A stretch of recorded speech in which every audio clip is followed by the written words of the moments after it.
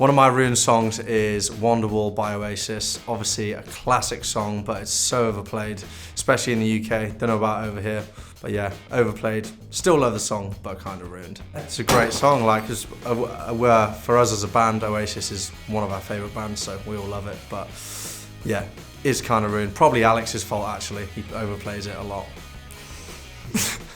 In the van? In the van, everywhere, in the dressing room, on stage.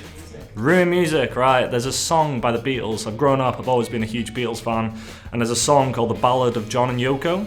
And basically, me and my ex-girlfriend, that was our tune. When we used to drive around, it was our jam, we used to put it on all the time. And then when we broke up, after about a month, I seen her new boyfriend post it onto her Facebook wall.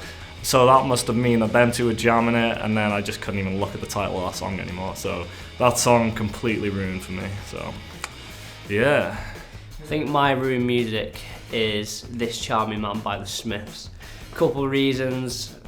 Commonly, it's just overplayed. That's fine because it's a great tune, but then it was like, it went for a few years, like 20 years being a great song, but then after everyone went their separate ways and the Smiths, Morrissey started coming out with some very interesting comments about some things in the world. So every time I listen to the Smiths now, most of their songs just makes me think, yeah, great tune, but this guy just ruined it for everyone. So yeah, heavy.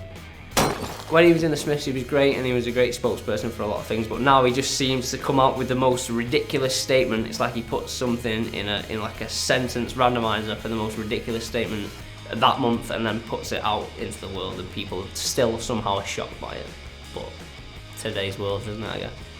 The one that sticks out for me, it's more of an album than a song. It was I was an avid Blink-182 fan growing up, and like they were my favourite band of all time. Still are to a degree, but they released a self-titled album in 2003, and I loved it. It was everything.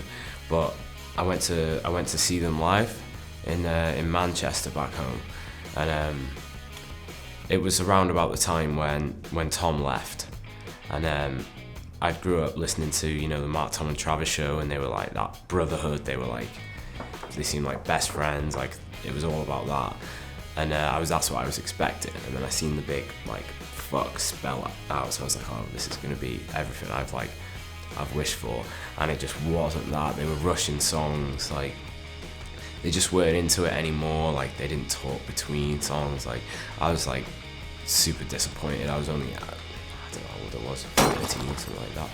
But yeah, I think that ruined it for me. Well, no, nothing that's broken my heart, I don't think. I got another one that I think's really overplayed. Especially recently, Toto, Africa, seems to be playing everywhere at the moment. Especially on this tour, actually. Zach, the sound guy for Trophy Eyes, overplays it every day. Have you heard the Weezer cover? I haven't actually. That probably ruined it, to be honest. Yeah, I love Weezer. Wow.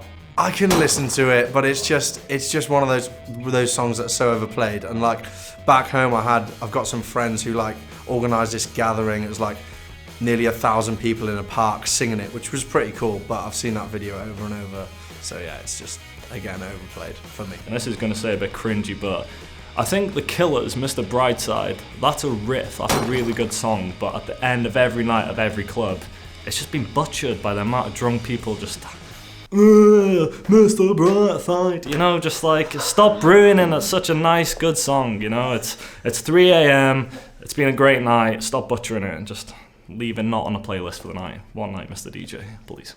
I really liked Kendrick Lamar for a long time, but a lot of his songs now just overplayed, and people just play like the same part of the songs, like they'll play the intro, and then as soon as that intro part is done, they'll just skip it away. So songs aren't really songs anymore. They're just like an interesting part of it, and then that part gets taken and just cut off. So.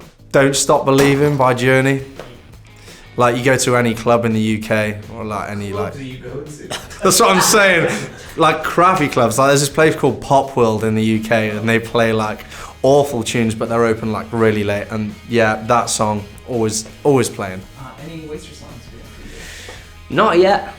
There's a couple that maybe have lost their charm from playing them a lot, but they mean different things to different people. So if someone tells me their favourite song happens to be my least favourite song, that's fine, because once you release a song, it's not really yours anymore, it's the world's, isn't it?